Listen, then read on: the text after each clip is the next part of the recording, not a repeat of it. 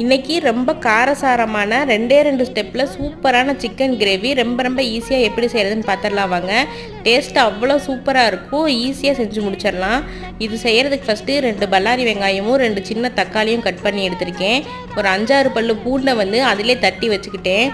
இப்போ சிக்கனை தாளித்து விட்டுறலாம். தாளித்து விடுறதுக்கு அடுப்பில் சட்டி வச்சு 3 ஸ்பூன் அளவுக்கு எண்ணெய் ஊற்றிட்டு எண்ணெய் நல்லா காஞ்சதுக்கப்புறம் கட் பண்ணி வச்சுருக்கிற பல்லாரி வெங்காயத்தை நல்லா வதக்கி விட்டுறேன். நல்லா வதங்கினதுக்கப்புறம் கட் பண்ணி வச்ச தக்காளி, தட்டி வச்ச பூண்டு 2ஐயும் போட்டு நல்லா வதக்கிட்டு அது நல்லா வதங்கினதுக்கப்புறம் கழுவி வச்ச சிக்கனு கொஞ்சமாக உப்பு போட்டு நல்லா மிக்ஸ் பண்ணி விட்டுட்டு 1 டம்ளர் அளவுக்கு தண்ணி ஊற்றிட்டு மூடி விட்டு ஒரு 10 நிமிஷம் வேக விட்டுடலாம். வெந்ததுக்கப்புறம் காரத்துக்கு தகுந்த அளவுக்கு மிளகாத்தூள், சிக்கன் மசாலா ஏதாவது ஒன்று எடுத்துக்கலாம்.